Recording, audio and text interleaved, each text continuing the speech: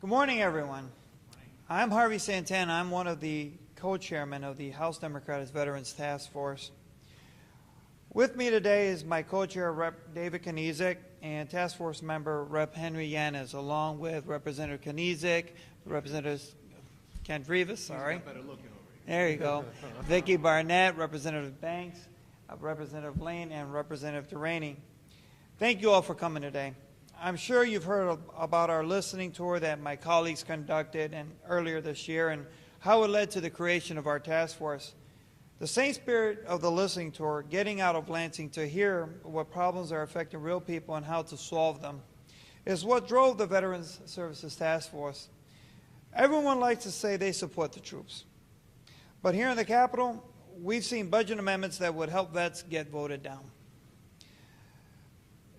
That's why we went to the American Legions and VFW halls across the states, to vets, homes, and universities to really see where Michigan falls short for veterans and their families. And make no mistake, we're falling short. At nearly 700,000 people, Michigan has the 11th largest veteran population in the country, but it ranks 53rd when it comes to per capita spending on veterans. That's right, 53rd. We're behind D.C., Puerto Rico, and Guam. After months of going around the state, we have prepared our recommendations to our colleagues in the legislature. Now I'd like to turn things over to Representative Yanez, who will talk over the proposals. Henry. Thank you. Thank you, Representative Santana. As the representative said, my name is Henry Yanez, and I'm a House member of the Veterans Service Task Force, and I also sit on the House Military and Veterans Affairs Committee.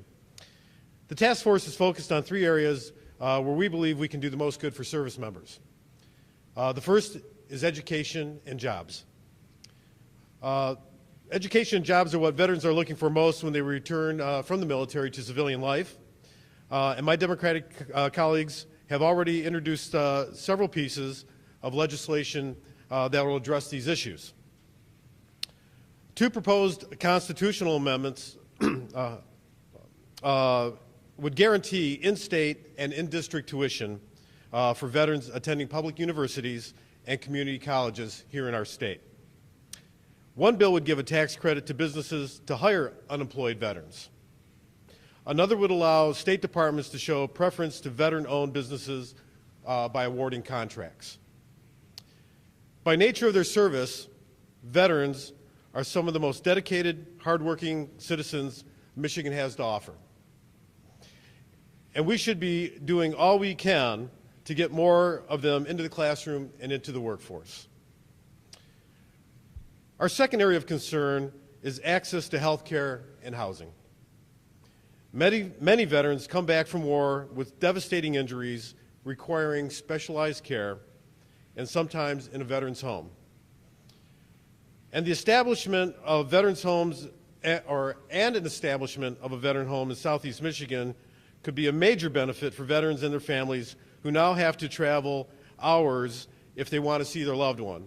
And on a personal note, I think that veterans' home would fit really nice in Macomb County, don't you, Marilyn? But not all wounds are physical, and I can tell you as a paramedic, I have experience with this. The emotional trauma of war can manifest into post-traumatic stress disorder. PTSD can be very hard to diagnose and even harder to cope with. If vets aren't treated, they can often turn to self-medication or even harm themselves.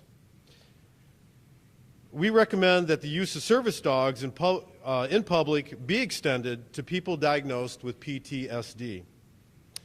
We also require the state to disseminate information about available services, including Veterans Crisis Hotline. It's sad to report that one veteran commits suicide every 65 minutes, nearly 1 an hour. We could prevent many of these by simply letting them know there's someone there to talk to. Finally, we want to address the issue that face men and women who are still in the armed forces. And that issue is voting. It's often a problem for service members. It's ironic that one of our most basic freedoms is often hindered for the people who are fighting for that very freedom itself. That's why we want to ensure all overseas ballots that are postmarked by Election Day are counted. We also want to allow online voting and voter registration for troops overseas. And families who want to see their service member while on home from leave should be able to take time off from work or school without negative consequences. Now to wrap things up, I'd like to give the floor over to Representative David Kniezek. David? Well, thank you, Henry. First of all, I would really like to thank the service members that we have here with us today, specifically Mr. Guido Capoldi. He's here from the National Veterans Business Development Council. These veterans, these are the folks that we're doing this for. These are the reason why we're standing before you here today. They answered our country's call to service. They believe that freedom is something worth fighting for. They're drawn to a cause that's greater than themselves. And I think sometimes we in the legislature forget that when you sign up to serve your country, you're writing a blank check to the government for an amount up to and including your life. And so those veterans who are willing to make that sacrifice deserve better than what Michigan has had to offer them in the past. And I know that Representative Santana and myself have been able to shed some light on these experiences through our own personal experiences when we transitioned out of the military. I was unemployed for 6 months when I came out of my first deployment. I had submitted 63 applications just to try and get a job down in Dearborn Heights. And at the end of the day, I wasn't even qualified in the eyes of these employers to stock shelves at a video store. Because the benefits were so backlogged at the federal government, I had to pay out of pocket for all the education benefits that I had earned through my time in the service. And while, again, we understand that those problems exist at the federal level, I think that it underscores the importance and provides an opportunity for Michigan to step up and to become a state that's more veterans friendly. To be sure, some veterans face obstacles that the general population does not, but ultimately they want what everybody else wants. They want a job, they want to get an education, they want to raise a family, they want to put the skills that they learned during their time in the service to good use here on the civilian side of life. They want to keep contributing to society in a positive way. And while no veteran would ever want to be seen as asking for a handout, there are certainly some veterans right now who could use a hand here in the state of Michigan. And that's what we're here to do today.